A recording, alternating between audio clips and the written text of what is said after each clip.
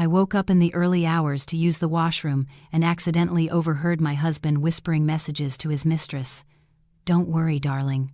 Tomorrow, this 7,500 square foot house will be all yours." At lunchtime, my mother-in-law received a call from the hospital. Her son had been in a car accident. My mother-in-law and father-in-law were frozen on the spot. If I had not heard it with my own ears, I probably would have believed to my dying day that my husband was a decent man. But that night, in the deathly silence of our home, a house of over 7,500 square feet, I heard his voice. "Don't worry, my love. I'll make sure she dies. The house and all the money in the bank. As soon as I take care of her, it will all be for you." Who was saying that was my husband? My name is Emily. I was 32 years old and worked as an accountant in a small firm in the city. My husband Liam, 3 years my senior, had his own company. His business was doing reasonably well. We had been married for 5 years and lived with his parents in a large custom-built home in the suburbs of Toronto, complete with a spacious garden, a swimming pool, and a 2-car garage. Anyone looking at us from the outside would say I had hit the jackpot. I had married a successful man from a wealthy family. My father-in-law, Arthur, was a stern man of few words, but each one carried the weight of a hammer. My mother-in-law, Eleanor, was a petite woman, but her tongue was anything but, always complaining about the children. In 5 years of marriage, the only thing that made me bow my head before her was the subject of children. "We had no children," Eleanor would often hint. "What kind of a woman are you? 5 years married and not a single child. At this rate, the family will have no heir. You should get that checked, Emily." I could only clench my teeth, smile, and cry silently at night, hugging my pillow. I had tried countless treatments, visited one hospital after another, and the result was always the same. "No problem observed." Of course. Continue with the follow-up.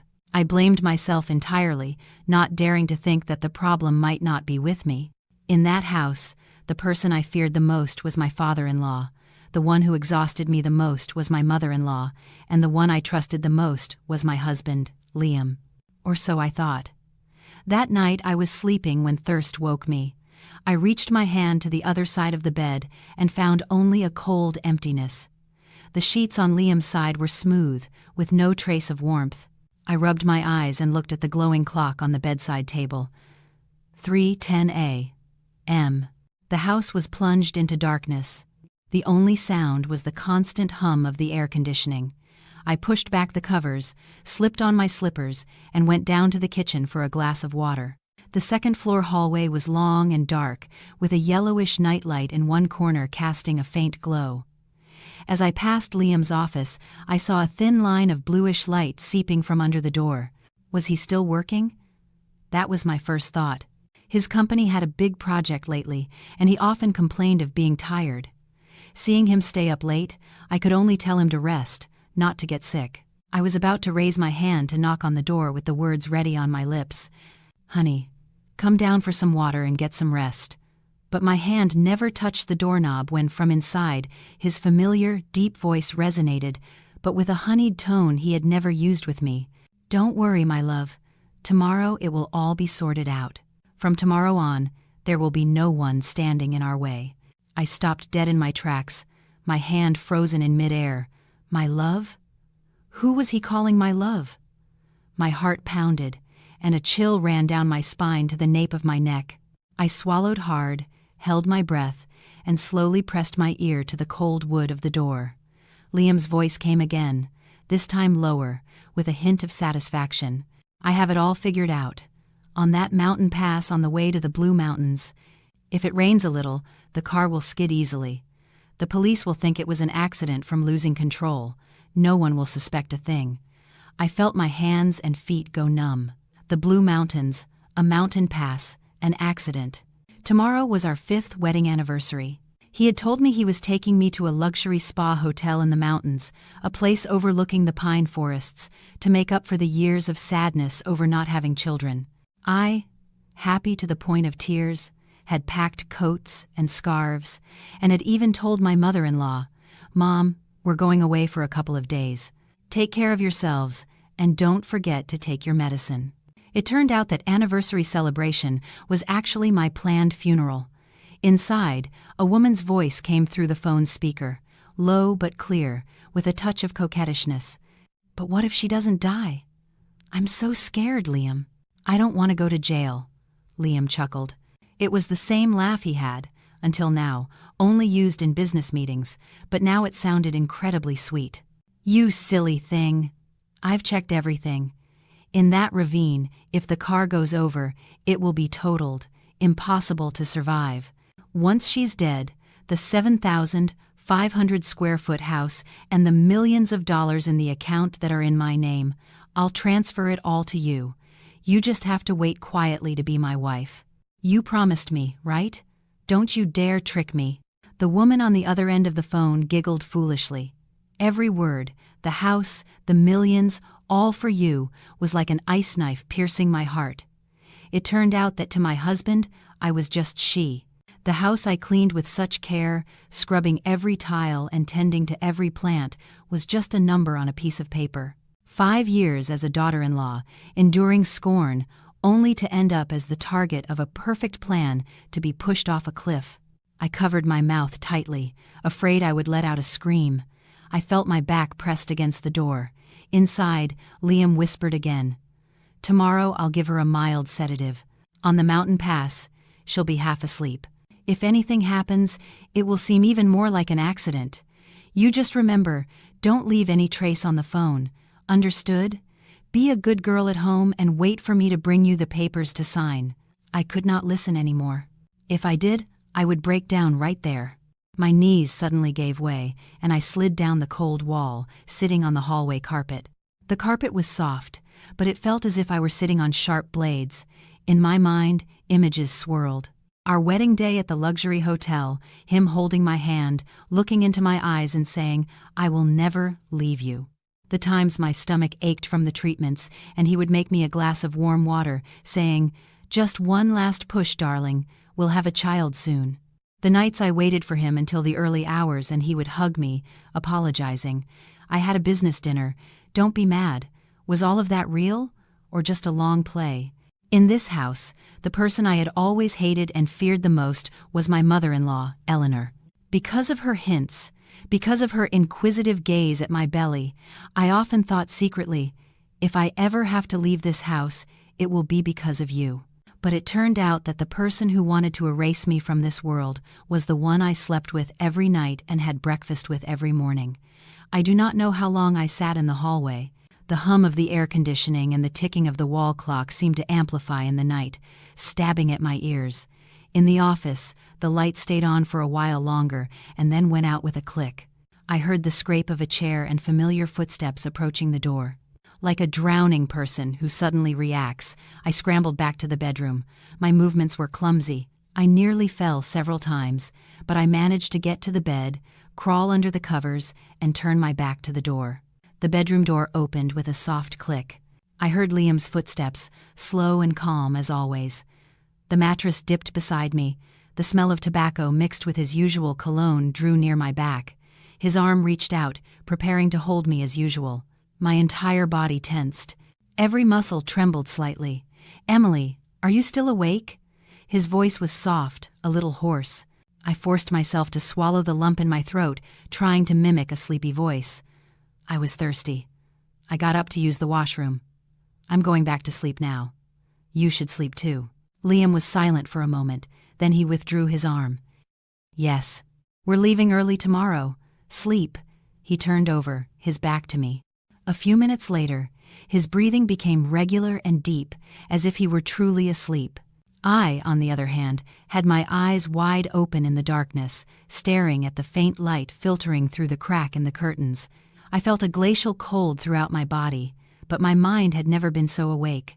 The mountain pass, the accident, the sedatives, the house, the millions. Wait for me to bring you the papers. Every word from Liam, every laugh from that woman was seared into my head with a hot iron. I could no longer cry. The initial tears had soaked the pillow, and as they dried, only a chilling coldness remained, spreading across my chest. A deep hatred and a painful lucidity. I always used to think that if I could not take it anymore, I would get a divorce, leave with nothing, but I would leave. I never imagined someone would not even want to give me the right to live. Outside, the sky began to lighten, shifting from a dark purple to a pale gray, dotted with the gold of the first sun.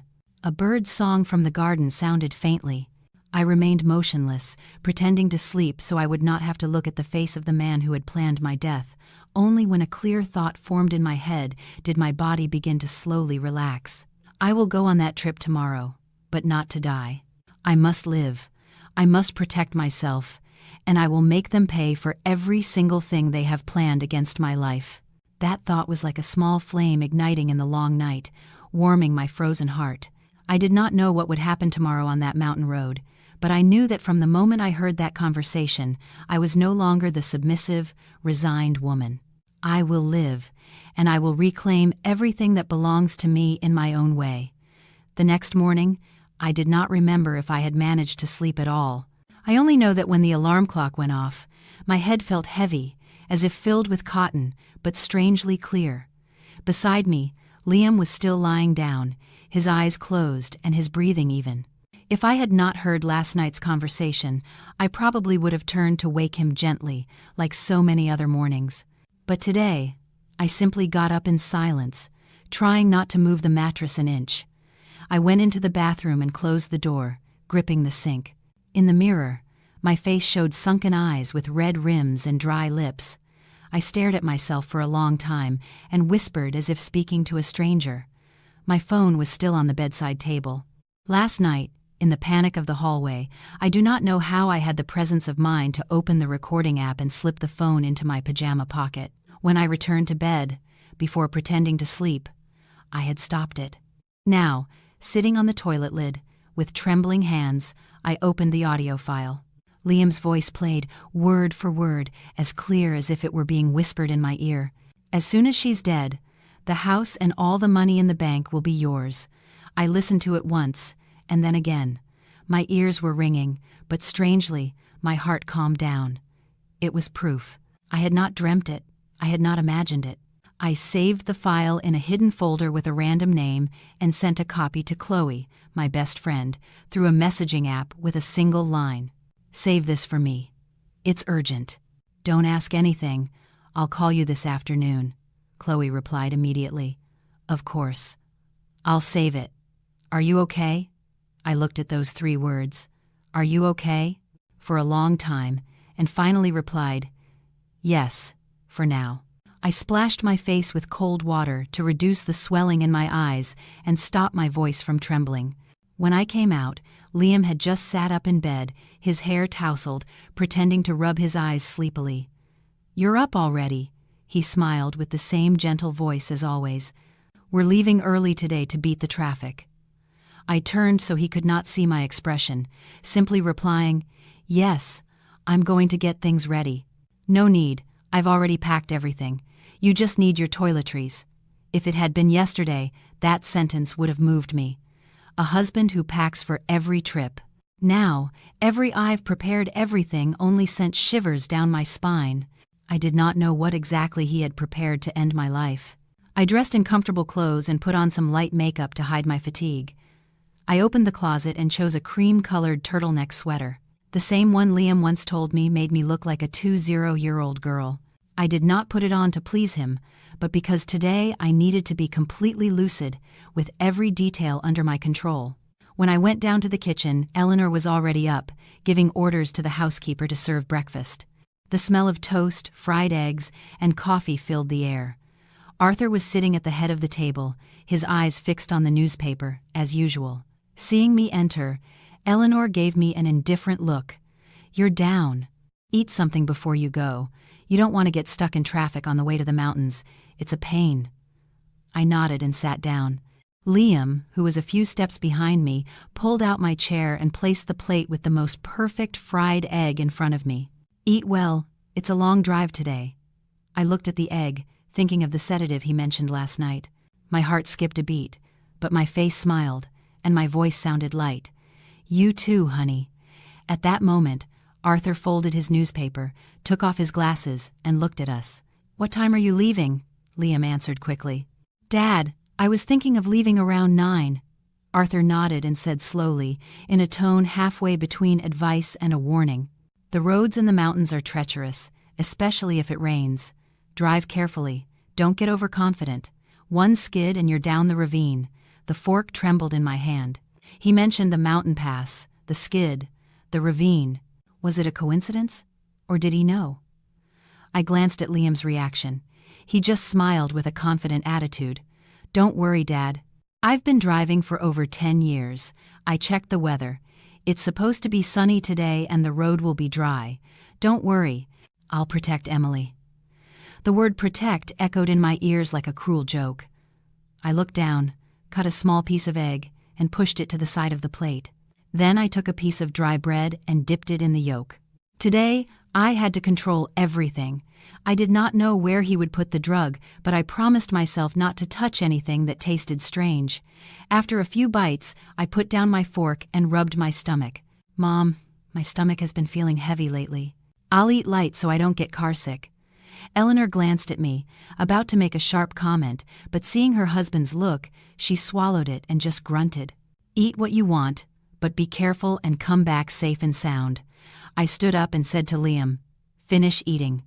I'm going to get a couple of things and I'll be right down." Back in the room, I locked the door. I took a small purse from a drawer and put my phone, passport, some cash, and the audio file, which I had already copied to a small USB drive in the bathroom, inside. I did not know how this trip would unfold, but I understood that I could no longer trust anyone in this house. Before going down, I sent another message to Chloe.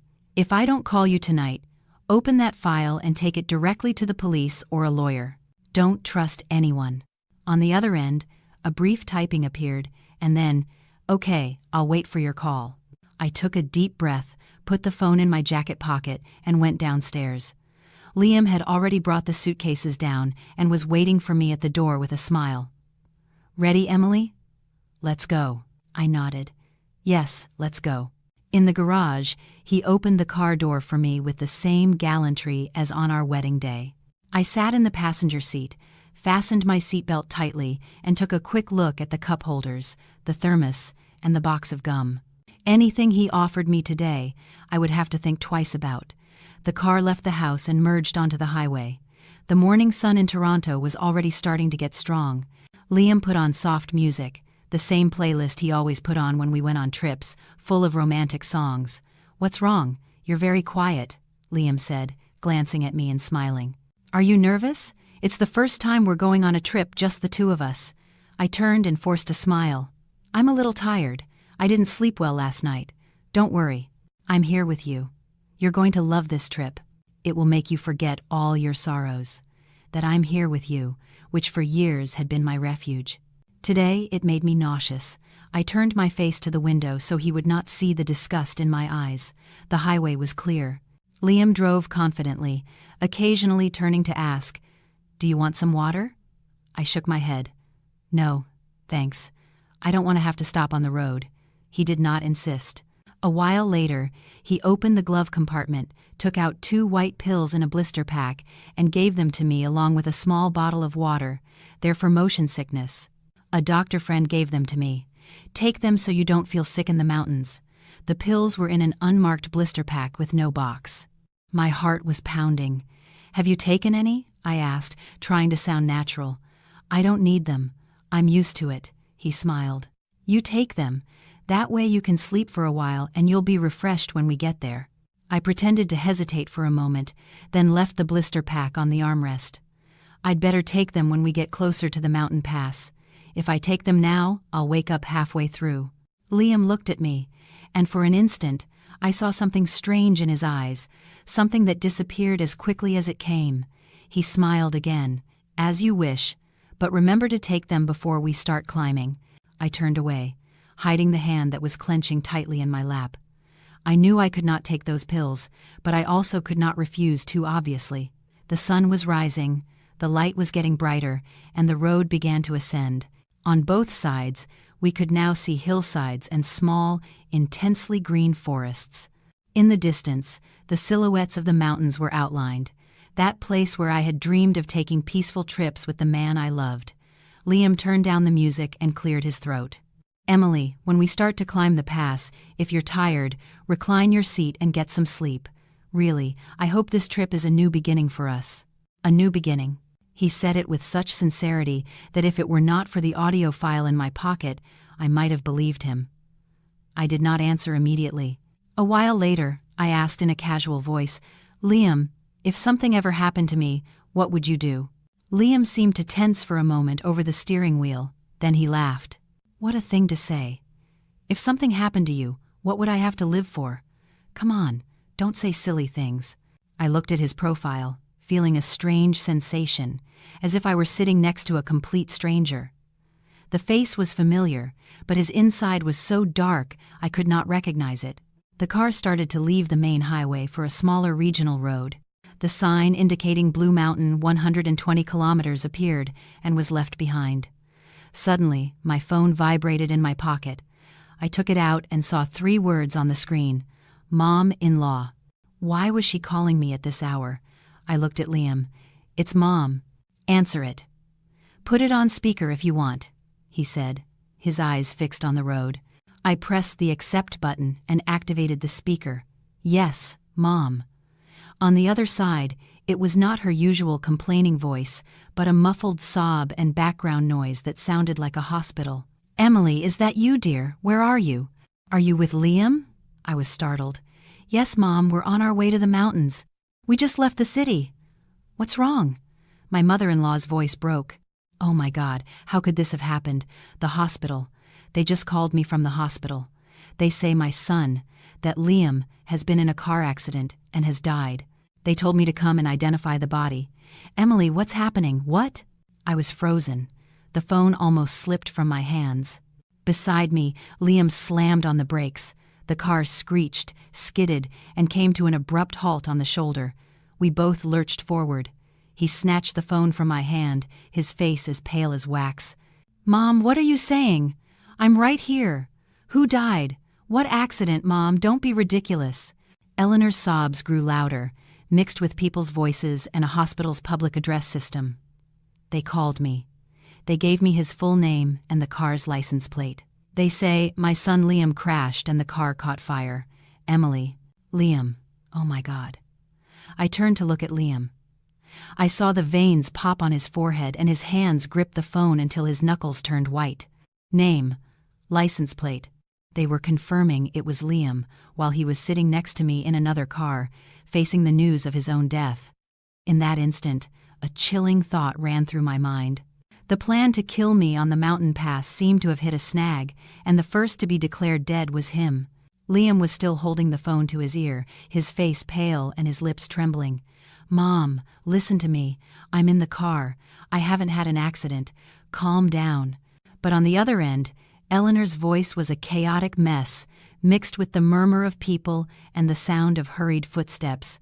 They gave me his full name, the car's license plate. A car that's in your name. The doctor is waiting. Dad is on his way there now. Oh my God. The call ended abruptly. The air inside the car became so thick it felt as if someone had just thrown a bucket of ice water in the middle of the day. The car's engine was still running with a slight rattle, but the two of us were petrified. Liam turned to look at me with an expression of bewilderment I had never seen before. Emily, did you hear what Mom said? Who died? I looked at him, feeling a mixture of coldness and a cruel lucidity. I answered slowly. I heard perfectly. She said that you died. Liam let out a dry laugh, a sound that got stuck in his throat. What nonsense. I'm sitting right here. How can I be dead? He started the car and floored the accelerator. The car pulled off the shoulder, but barely went a few meters before slowing down and stopping again. His hands began to shake, gripping the steering wheel so tightly that his knuckles turned white. Impossible. It can't be a coincidence like that. I looked at his profile with a frozen heart. The man who last night was calmly planning how to kill me in a ravine was now terrified by the news of his own death. An idea sparked in my mind, clear as water. Someone had beaten him to it, and that someone was either the woman on the phone or someone from his own family. I feigned a trembling voice. Maybe Mom misunderstood. Maybe just the name and part of the license plate matched. Liam nodded repeatedly, as if clinging to a last hope. Yes, that's it. It has to be a coincidence. It can't all be the same. Nothing has happened to me. But even he did not seem to believe his own words. Suddenly, his phone vibrated. It was a call from a hospital's internal number. Liam looked at the screen. His hand paused for a moment in the air, and then he answered. "Hello." On the other end, a serious male voice. "Mr. Liam, this is the emergency room doctor at Provincial General Hospital. Excuse me, could you come here immediately? We have a victim from a traffic accident, and all the vehicle's documentation is in your name. Your family has just arrived for the identification." Liam stiffened, his voice breaking. "That's me. I'm talking to you right now. I haven't had an accident. What are you talking about?" The doctor on the other end paused, then said slowly, "We are calling based on the vehicle's registration information. The victim is severely burned. Identification is very difficult. The family insists the victim is their son. That is, you. If you are alive and somewhere else, you must come to the hospital immediately to clarify the situation." The call ended in a suffocating silence. Liam dropped the phone, his gaze lost in front of him, his chest rising and falling heavily, as if he could not breathe. I clearly saw cold sweat beading on his forehead. "Emily, someone is using my car." I looked at him, feeling a shiver. The crashed car was in his name. The person dead inside was so burned they could not be recognized. And at the hospital, his family already assumed it was him. Someone had arranged a substitute death for him. At that moment, I remembered the words Liam said to that woman last night. In that ravine, if the car goes over, it will be totaled. Impossible to survive. A perfect plan. Only the person who had gone into the ravine was not me. I took a deep breath, trying to keep my voice as normal as possible. "So what are you going to do now?" Liam gritted his teeth, his face turning icy. "We have to go back to the hospital right now. I can't let this become a reality." The car made an immediate U-turn. The road to the mountains, which we had just started to travel, was left behind. The vehicle accelerated, the engine roaring with urgency. There was no more soft music inside, only the sound of the engine and the beating of our hearts. On the way back, Liam did not stop making calls. He called my mother-in-law, but no one answered. He called my father-in-law, but the phone was off. He called his personal driver, but the number was unavailable.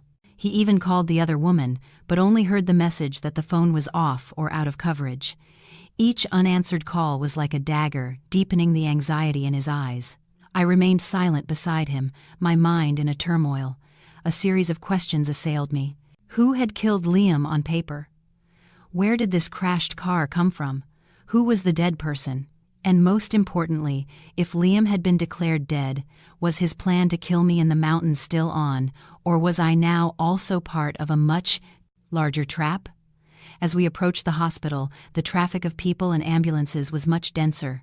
From a distance, I saw the figure of Eleanor sitting on a plastic chair in front of the emergency entrance, her hair disheveled, her hands on her head.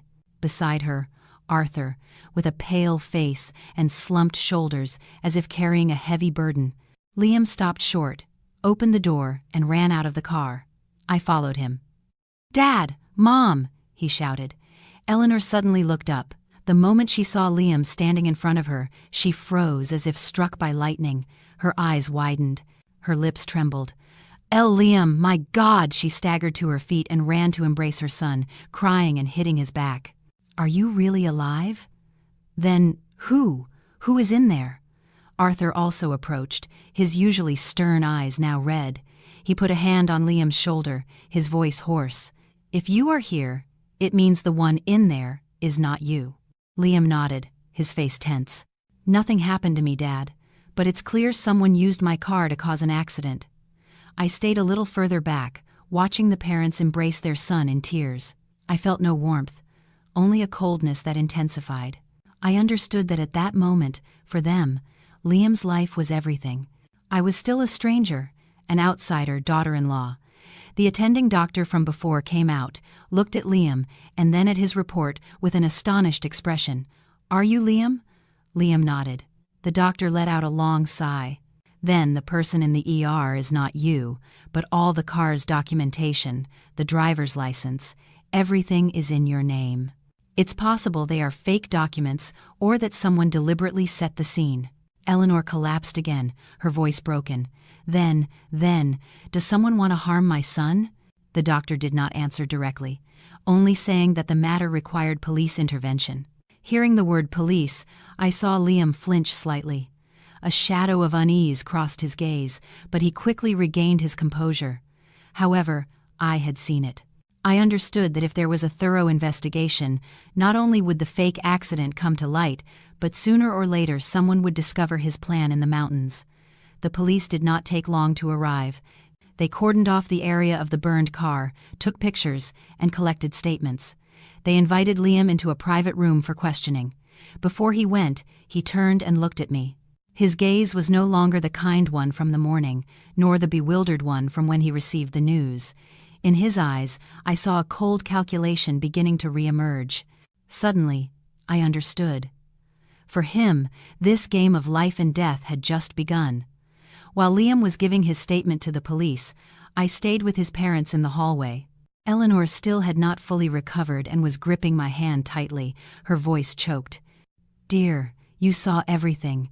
We almost lost my son." I looked at her trembling hand, feeling a deep irony. Last night, the same son she now held had planned every step to lead me to my death. But I said nothing, only replied softly, "Yes, Mom, everything will be cleared up." At the end of the hallway, the emergency room door opened, and a gurney covered with a white sheet was wheeled out. Under that sheet was the person who had died in Liam's place. I followed the gurney with my eyes, feeling a paralyzing cold. Who was that person? Why did they have to die like that? And was their death directly related to the woman on the phone? At that moment, I had a certainty. Since Liam was declared dead, the fate of all of us had taken a different turn, and that trip to the mountains, left halfway, had not only not ended, but would trigger a series of much more terrible events. I looked at the door of the room where Liam was with the police and thought to myself, "You wanted me to die in a ravine, but now you are the one at a crossroads of life and death." Liam was in the room with the police for almost an hour before he came out. When the door opened, I looked up and met his gaze. The initial confusion had vanished, replaced by a forced calm, that of someone trying to regain control. My father-in-law jumped to his feet. "What happened, son? What did the police say?" Liam shook his head, his voice hoarse. "They just took the initial statement. Dad, the car is in my name. The documents too, so they need to verify everything very carefully. They haven't reached any conclusions yet." My mother-in-law gripped his hand tightly. "So, who is the dead person, son?" Liam lowered his head in silence for a few seconds before answering. "We don't know, Mom. The body is almost unrecognizable from the fire. We have to wait for the DNA test." Hearing that, I saw Eleanor collapse into her chair, her face as pale as if all the blood had been drained from it. I went over to support her. The moment my hand touched hers, I felt a strange compassion. Compassion for a mother on the verge of losing her son, without knowing that same son had planned to take her daughter-in-law's life. The police suggested that Liam not leave the city temporarily to cooperate with the investigation. The trip to the mountains was officially canceled. Liam drove back home. The car was slower than on the way there, and the atmosphere inside was heavy. No one said a word. When we arrived, the spacious house felt strangely cold. As soon as the door closed, my mother-in-law sank onto the sofa, pressing a hand to her forehead and murmuring, "Oh my God, what is happening? What is all this?"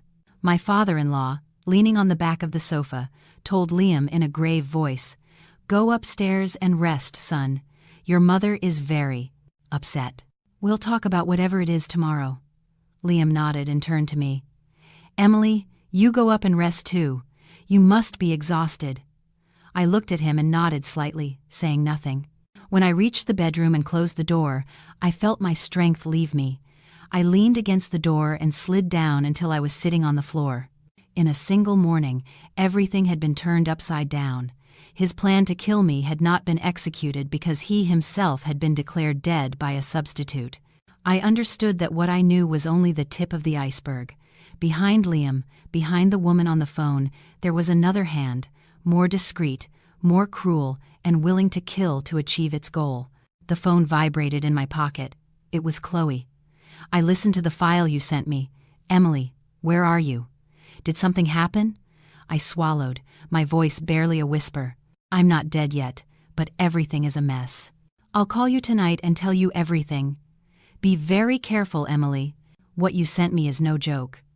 I hung up, put the phone away, and went into the bathroom. In the mirror, it was still me, but my gaze was different.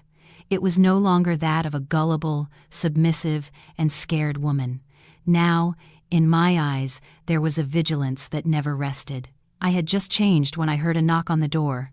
Emily! It was my mother-in-law's voice. I opened the door. She stood there with swollen eyes and a cup of hot tea in her hand. Drink this, dear. You haven't eaten anything all day.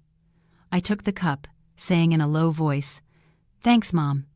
She looked at me for a long time and suddenly burst into tears. Emily, I almost lost my son. I really thought Liam was dead. I stood motionless, the liquid in the cup trembling with my hand. Mom, if the person in the accident today had been me, what would you think? The question slipped out, surprising myself. Eleanor froze for a second, then shook her head. What are you saying? Liam and you are husband and wife. It's a tragedy. I dare not even think about it. Her answer was ambiguous. I understood that in her heart, her son would always be the center. I, though I had been her daughter-in-law for 5 years, would always be on the periphery. She put a hand on my shoulder. Now, get some rest. These days are going to be very complicated for the family. She turned and left. I watched her go, with a sense of emptiness. Dinner was served, but almost no one ate. My father-in-law took a couple of bites and put down his cutlery. My mother-in-law was absent-minded, sighing from time to time. Liam kept his eyes on his phone, constantly receiving and making calls. I noticed that every time the phone rang, his expression tensed. When he thought no one was watching, he would go out onto the balcony and talk for a long time. Around 9, he came back to the room. As soon as he closed the door, he approached me. Instinctively, I took a step back. Emily, were you very scared today? He asked in a deep voice, trying to show concern. I looked at him, struggling to remain calm. Anyone would be scared to hear their husband has died. He sighed, putting a hand to his forehead. I never thought the day would come when I would receive the news of my own death. Emily, it seems someone is after me. A bitter smile formed in my mind. It was not that someone was after him. It was that he himself had started this game. But aloud, I only said, I just hope everything is cleared up soon. I'm very tired. Liam looked at me. His eyes darkened for an instant, and then he nodded. Rest. That night I did not sleep. The wind whispered in the garden, and the chirping of insects increased my anxiety.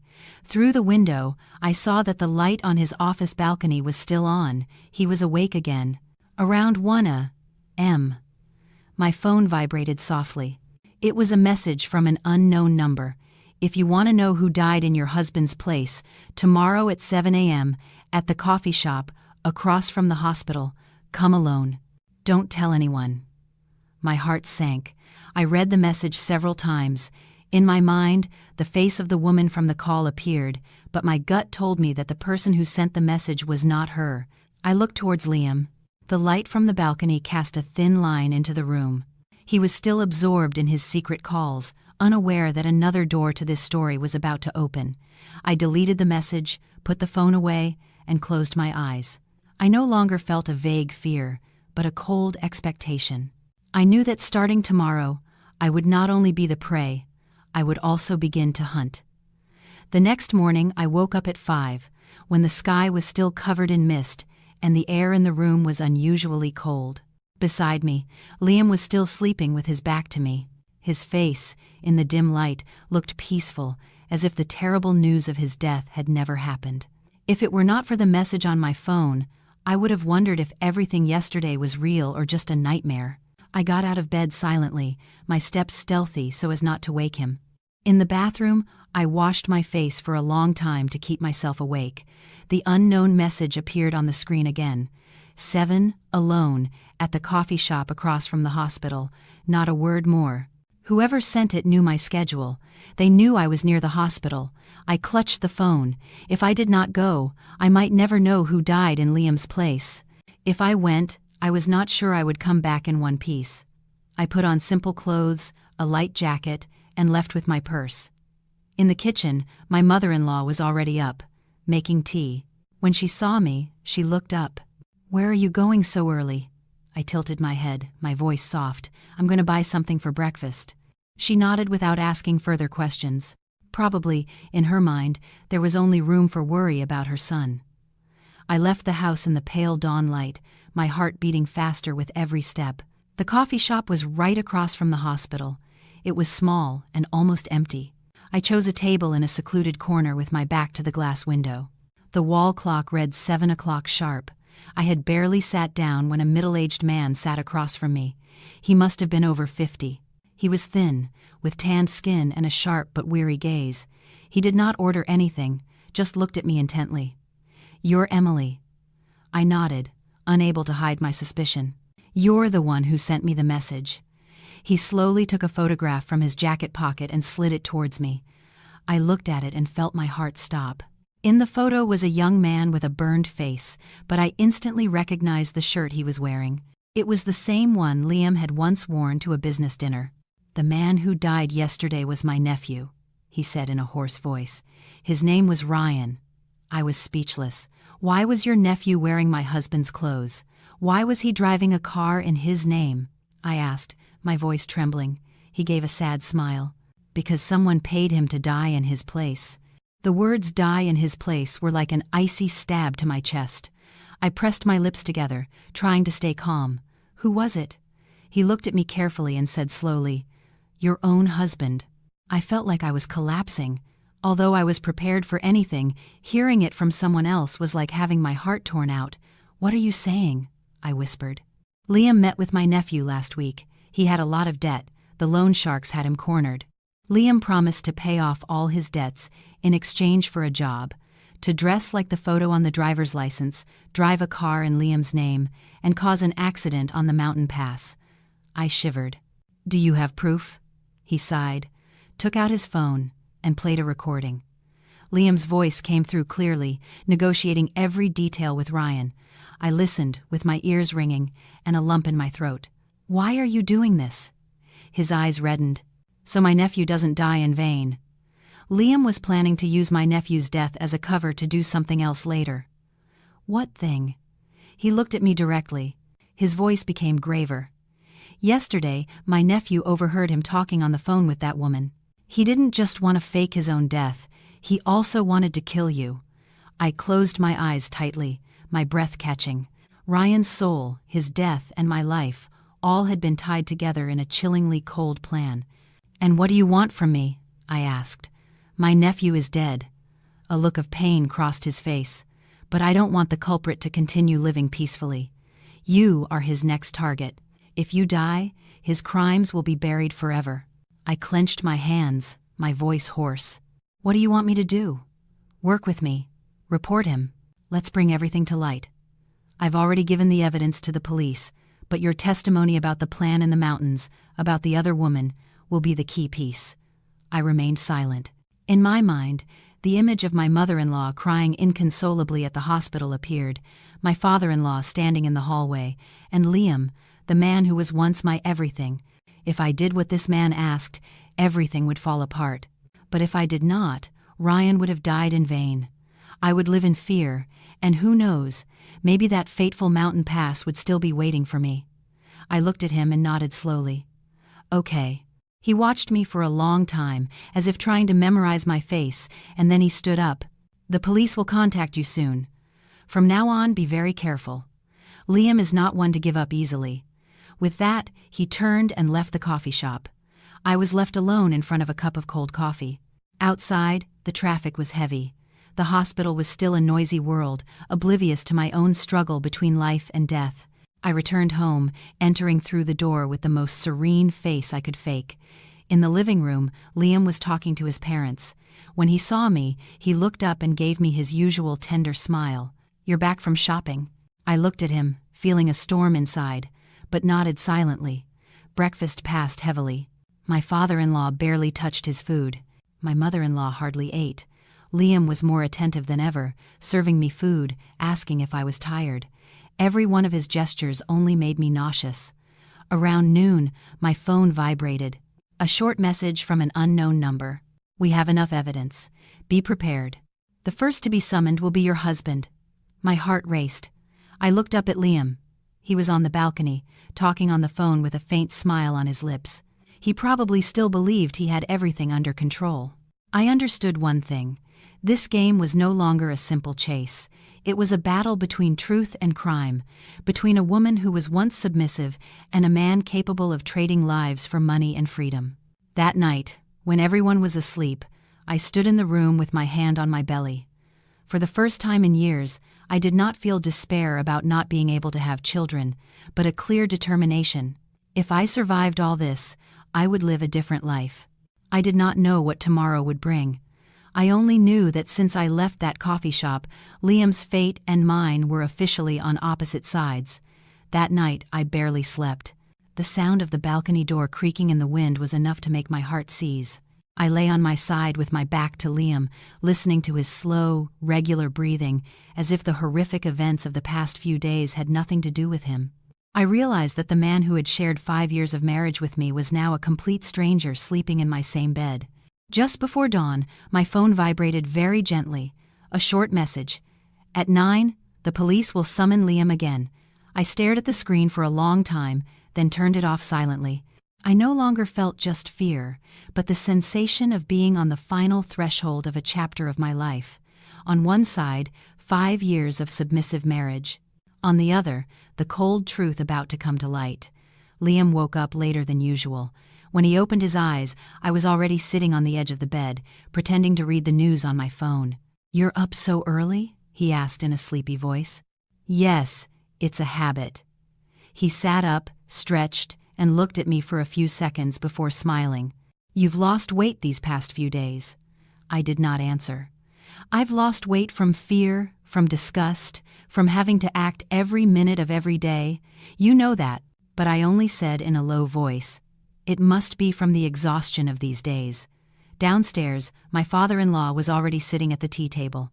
My mother-in-law was also up, but with a haggard face and deep dark circles under her eyes. She still had not recovered from the shock.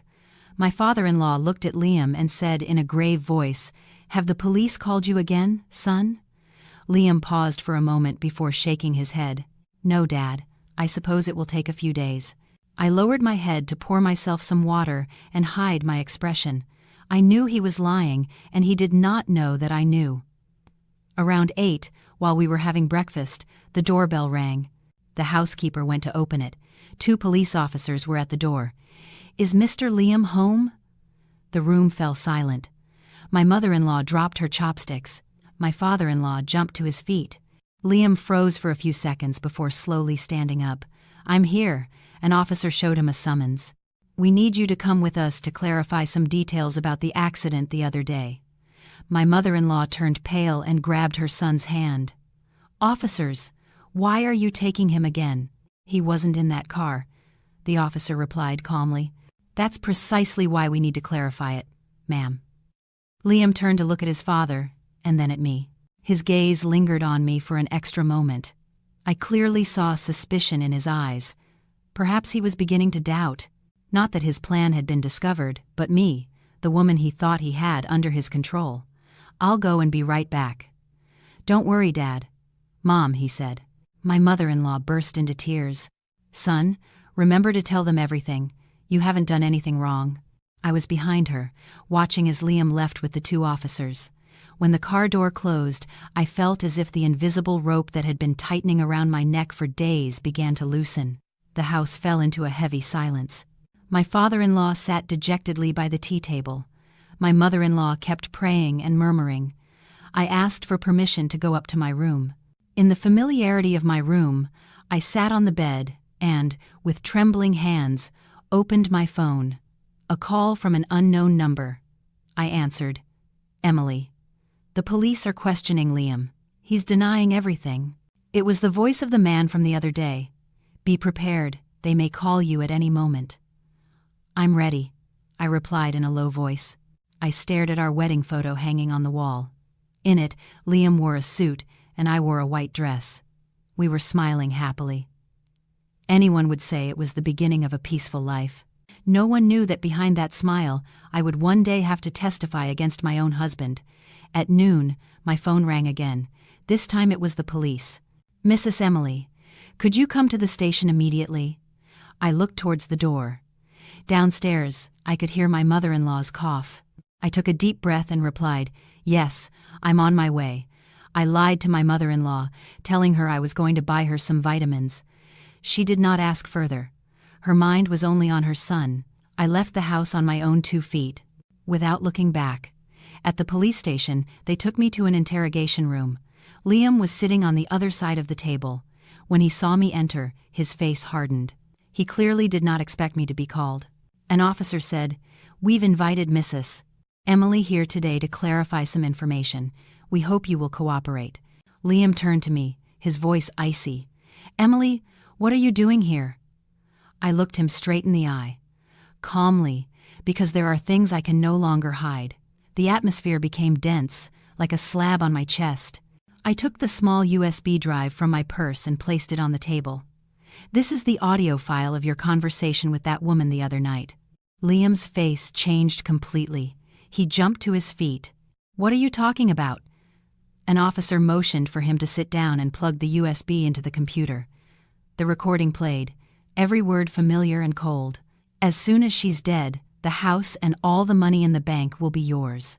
Liam's face turned livid. His hands clenched so tightly that the veins stood out. I continued, my voice trembling but clear. "The person who died in your place was Ryan, this gentleman's nephew. I told them everything I knew. From the message to meet at the coffee shop, the conversation with Ryan's uncle, to the recording of the agreement between Liam and him. With every word, Liam's face grew paler. Finally, he let out a bitter laugh. "And you believe all that over your own husband?" I looked at him for a long time. In that instant, the image of the man I once loved vanished like smoke. "I trusted you until I heard you with my own ears planning my death." The room fell silent. An officer addressed Liam. "Mr. Liam, with this evidence, you can no longer deny it. We ask you to cooperate."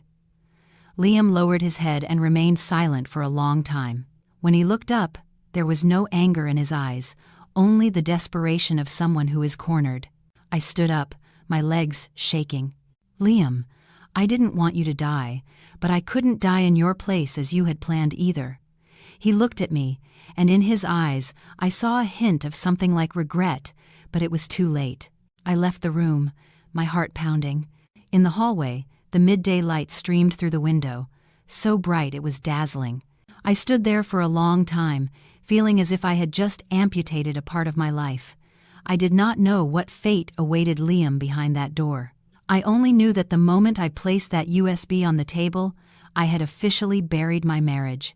In exchange for the right to live, I left the police station as dusk was falling.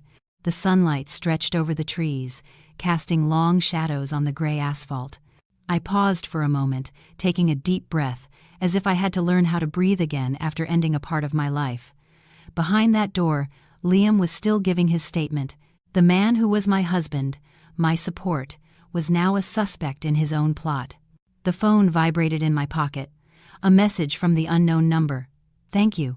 My nephew will finally rest in peace." I looked at the message for a long time and replied, "I'm sorry it all came so late." There was no further response. I took a taxi home.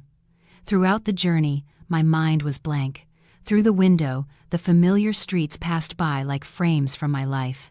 The route I took with Liam every morning to go to work, the small hill where I once sat on his motorcycle as newlyweds, the bakery where he bought me the first cake to celebrate my arrival in the family. It all seemed so close, yet it already belonged to someone else. The door of the house opened. My mother-in-law was waiting for me in the living room. As soon as I entered, she jumped to her feet, her voice agitated. "You're back, dear. Why did you take so long? And Liam, where is he?" I froze. I had thought about this moment all the way, but facing it, I felt my heart tighten. "Liam is at the police station." "Mom." Eleanor paused for a moment, then gripped my hand tightly. Again. They took him this morning. Why hasn't he come back? I lowered my head. I could not keep lying. Because the police have new evidence. Liam is in preventive custody for further investigation. The words preventive custody were like a lightning bolt. My mother-in-law took a staggering step back and had to grab the sofa to keep from falling. What are you saying? My father-in-law came in from the garden and, hearing the last words, stopped in his tracks. Preventive custody. What does that mean? The air in the room became unbreathable. I knew that whatever I said would be like a knife to this family. But the truth would eventually come out. Slowly, I told them everything. From hearing the call that night, the recording, Ryan's death in Liam's place, and the investigation for attempted murder. With each sentence, my father-in-law's face darkened, and my mother-in-law's grew paler. When I finished, a deathly silence filled the room. My father-in-law sank onto the sofa, his trembling hands clasped together. After a long time, he managed to say in a hoarse voice, "So, he wanted to kill you?" I nodded, tears falling without me realizing. Yes, if it weren't for Ryan's death, the person on that gurney today could have been me. My mother-in-law broke down, crying inconsolably. She no longer beat her chest or called out to the heavens as she had at the hospital. She collapsed onto the table, crying like someone who had lost everything. My God, he's insane. How could he do that to his own wife? My father-in-law looked up and met my eyes with an expression of pain and sorrow. "Emily, I apologize. I failed to raise him right." I shook my head, a lump in my throat. "It's not your fault, Dad. I never imagined he would become this either." Suddenly, my mother-in-law looked up, her eyes bloodshot. "Do you still love him, Emily?" The question squeezed my heart. I loved the Liam of the early years, the decent man who held my hand, but the man who tried to kill me, I could no longer call that love. I lowered my head. Honestly, I loved him very much. But now, I just want to live. My mother-in-law collapsed again, unable to say more. That night, the house was plunged into absolute silence. I no longer heard Liam's footsteps in the hallway, nor his voice calling my name. Only my father-in-law's sighs from his office and my mother-in-law's intermittent sobs from behind her door. Lying in bed, I stared at the ceiling, feeling an immense emptiness. On one side, a family shattered by a detained son. On the other, me, the wife who had just pushed her husband to prison to save her life. I did not know who was suffering more, only that nothing would ever be the same again. Around midnight, my phone vibrated, a message from an unknown number. "Liam has been formally charged with attempted murder and identity fraud in a fatal accident. Legal proceedings will begin in the coming days." I read the message with trembling hands. Although I was prepared, the word charged hurt like a tear. The next morning, I was called again to expand on my statement. When I returned, it was already dark. As I entered, I saw my mother-in-law sitting in the living room. She stood up and approached me slowly. I thought she would blame me, hate me, but she did not. She just looked at me, her voice hoarse. "Pack your things." I froze. "What are you saying, Mom?" She turned to hide her emotion. "This house is no longer a peaceful place. You are the wife of a man who is going to be tried. You will suffer a lot here. Go back to your parents' house for a while." I looked at her, feeling a lump in my chest. I understood she was not kicking me out. She was protecting me in the only way she could. "And Liam?" I asked in a low voice. She closed her eyes, tears escaping. "He will have to pay for what he has done. I can't save him anymore." I went up to my room and packed some things. Every object I picked up was a memory. The shirt he gave me for my birthday, the scarf I put on him when he had a fever, everything was now fragments of a broken memory. When I came downstairs, my father-in-law was waiting for me at the door. He looked at me for a long time and said in a low voice, "Emily, I can't keep you, but no matter what happens, you were always my daughter-in-law." I bowed my head deeply. "Thank you, Dad." My mother-in-law gave me an envelope. "Here is some money. Take it for your expenses." "I can't help you anymore." I shook my head. "I can't accept it." She pressed it into my hand forcefully, her voice breaking. "Take it. At least my conscience will weigh a little less." I did not refuse anymore. I hugged her. For the first time in 5 years, we hugged like two women who had fallen into the same abyss together. Walking out that door, I knew I was leaving not just a house, but a whole life, a shattered marriage with no possibility of repair. Outside, the sky was darkening and the streetlights were turning on. I dragged my suitcase along the familiar path out of the subdivision, feeling strangely light, as if I had just shed a burden I had carried for 5 years. I did not know what tomorrow would be like, but I knew that from that moment on, I was no longer Liam's wife. I was just Emily, a woman who had just lost her husband, her home, and her past in exchange for the right to live. I arrived at my parents' house late at night. The small side street was the same, with the yellow light from the street lamps on the peeling walls. The smell of late dinner and wood smoke mixed into a familiar aroma that moved me. In front of the door, my mother was sitting on a low chair, fanning herself with an old wicker fan. Seeing me with the suitcase, she jumped up, her eyes wide. "Emily, what are you doing here at this hour?" Before I could answer, tears welled up. I entered the yard, dropped the suitcase, and ran to hug her. "I'm back, Mom." My mother froze for a second, and then hugged me tightly. I felt her thin, trembling hand on my back. "Why are you crying like this? And Liam, why are you alone?" The noise woke my father. He came out of the house and, seeing me, stopped. "Emily," I dried my tears, trying to compose myself.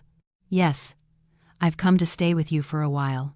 A simple sentence, but my parents understood that something serious had happened in my marriage. My mother did not press. She took me inside and gave me a glass of warm water.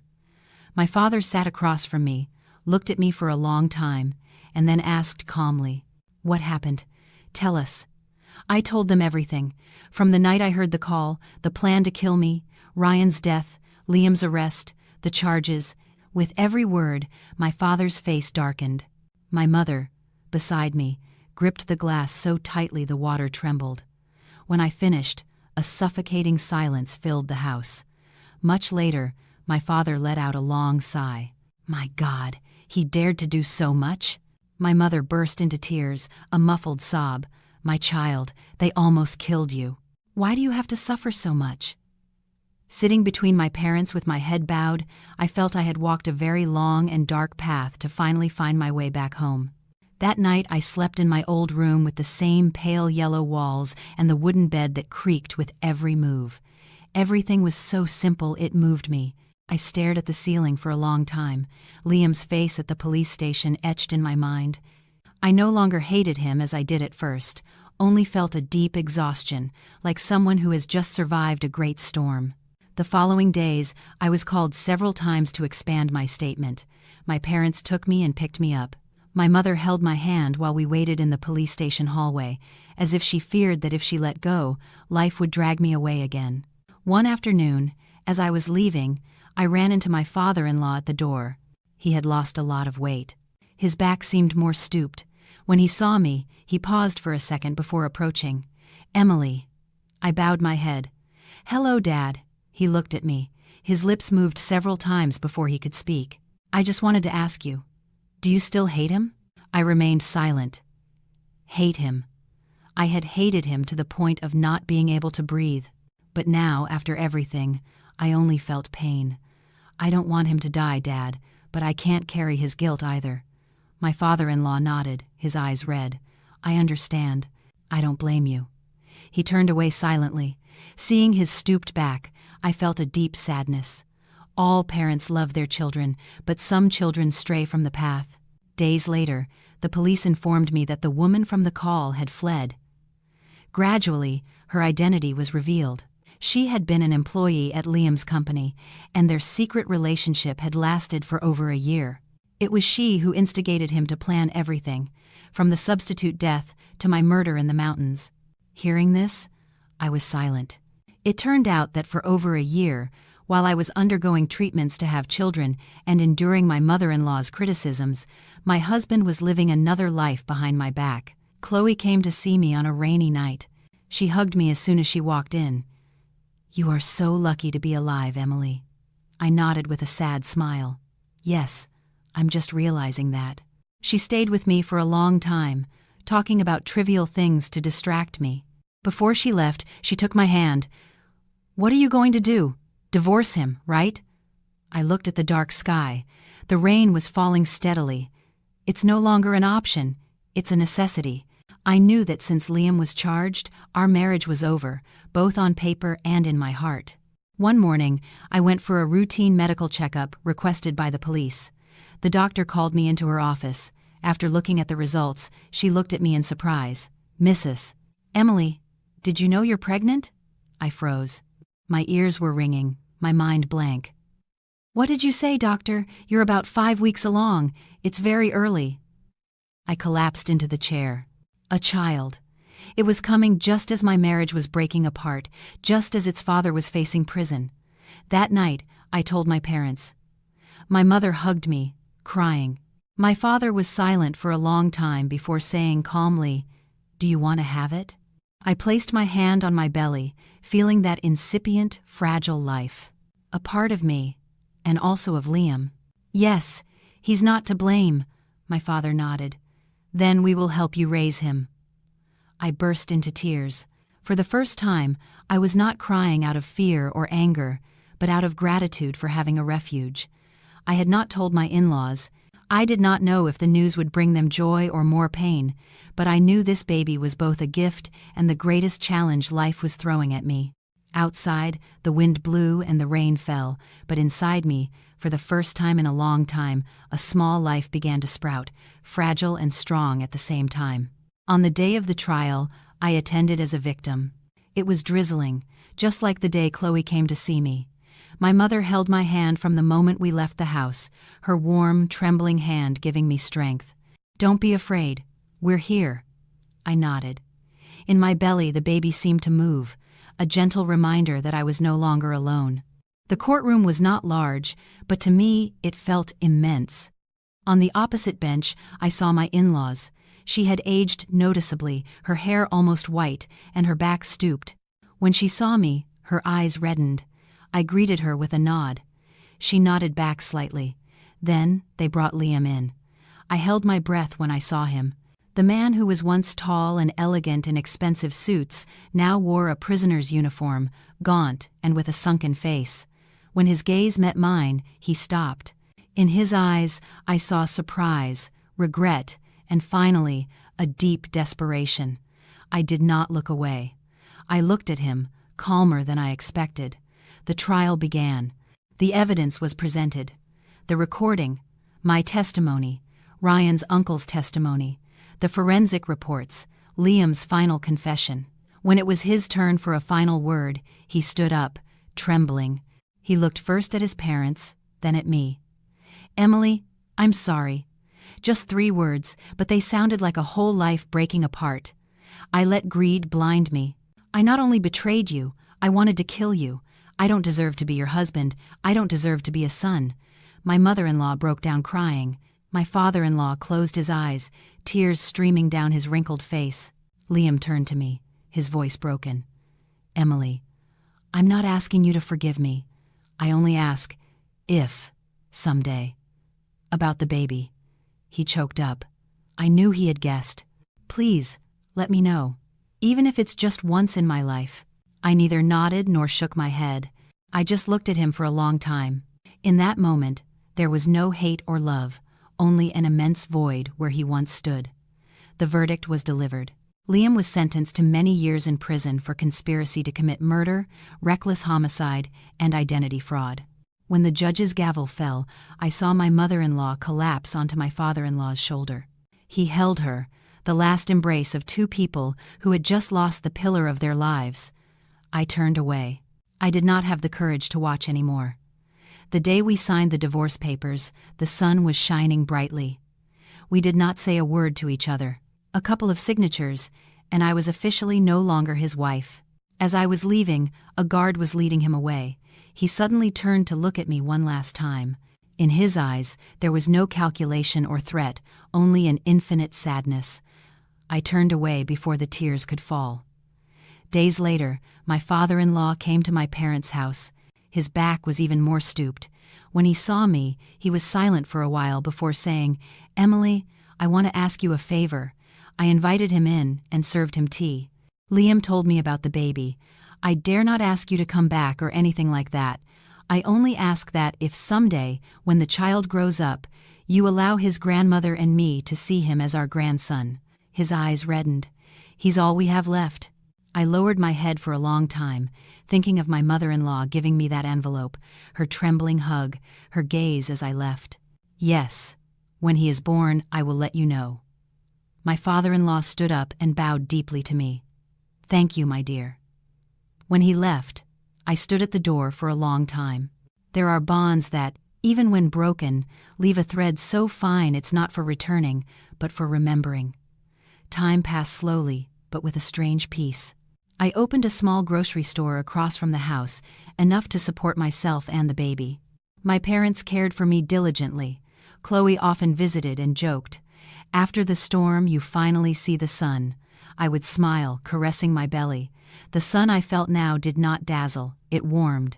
The day I went into labor, it was pouring rain, just like the night I returned home crying. But this time, my tears were those of a mother-to-be. When I heard the first cry in the delivery room, my heart broke with happiness and pain. A boy, my son. I named him Ethan, wishing for him to be a clear-sighted person his whole life. A few days later, my in-laws came to visit. My mother-in-law, trembling, held him in her arms. Tears fell on her wrinkled hands. "Hello, little one. I'm your grandma." I did not correct her. I understood that in that moment, she just needed to be called grandma. I did not tell Liam the exact date of birth. I only asked my father-in-law to pass on a message. "Your son has been born. He is healthy. I will raise him to be a good man. Let's leave the rest of our lives as they are." I do not know what Liam thought when he received the news, but I knew my life, from that moment on, had turned a new page. I was no longer anyone's wife or the daughter-in-law of a grand family. I was just Emily, a mother. Sometimes at night, with Ethan sleeping in my arms, I would remember everything that had happened, not to suffer, but to remind myself that I was very close to death and walked out of it on my own 2 feet. Life can take a lot from a woman, her youth, her trust, her marriage, but as long as she has her life, as long as she has a small being in her arms, she can always start over. And I had. 3 years later, one morning, I opened the store. The sun fell on the threshold. Ethan was sitting at the door, hugging an old teddy bear and humming a TV commercial jingle. He had my eyes, large and bright, but his nose was identical to Liam's. Every time I saw that feature, my heart would clench a little. Then, quickly, I would tell myself not to look anymore, that the past was closed. "Mom, can I have cookies today?" Ethan ran to hug my legs. "If you behave and eat all your dinner, Mom will buy you cookies." He grinned, showing all his teeth, and ran into the yard to play with the cat. My days were now incredibly simple. Open the store in the morning, cook for my parents and Ethan at noon, sell a little more in the afternoon, and close early to sleep, holding my son. There were no more elegant parties, no 7,500 square foot house, no fake handshakes, only the sound of my son calling me Mom when he woke up scared. One rainy afternoon, while I was closing up the store, my father called me. "Emily, you have a visitor." I looked up. At the door stood my father-in-law. He was much thinner, with slumped shoulders and almost completely white hair. Seeing me, he stood still for a long moment before coming in. "Hello, dear." "Hello, Dad." Ethan ran over curiously and hid behind me, peeking at the stranger. "This is Ethan," I said softly. "He's your grandpa." My father-in-law froze, staring at Ethan without blinking, his lips trembling. "You are Ethan," I nodded. Ethan shyly said, "Hello, Grandpa." Just that one word was enough to bring tears to my father-in-law's eyes. He raised his hand as if to pat his head but withdrew it, afraid of scaring him. "I came to see you." I invited him in. I served him tea. My father-in-law placed a small bag on the table, some toys for the boy. "Don't bother, Dad. It's not for you, it's for him." I remained silent. A while later, he said slowly, "Liam is serving his sentence." At first, he was devastated, But when he learned the boy was born, he seems to have started living with more responsibility. He has signed up for a workshop in prison. He says that if he ever gets out, the only thing he wants is to know that you and the boy are okay.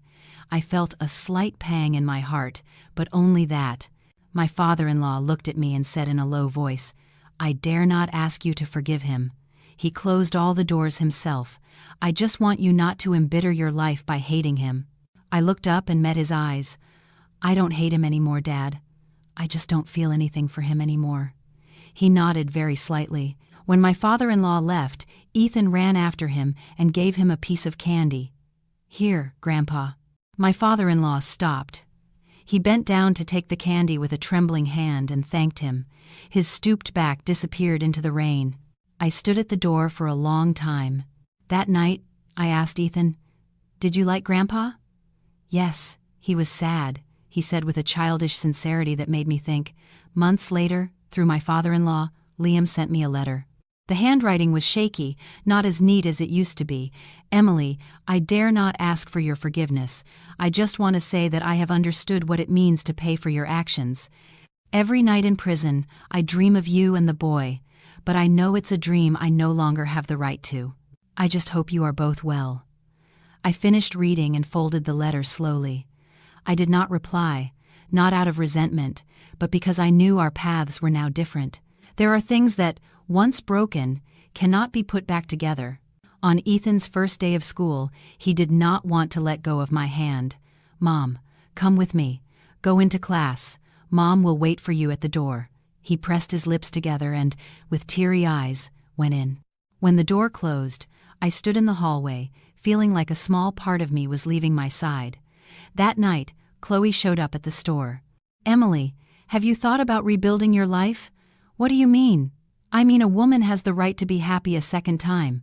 I laughed. "I'm already happy." She looked at me for a long time and nodded. "Yes, happy in your own way." That night I held Ethan as he slept, feeling an immense peace.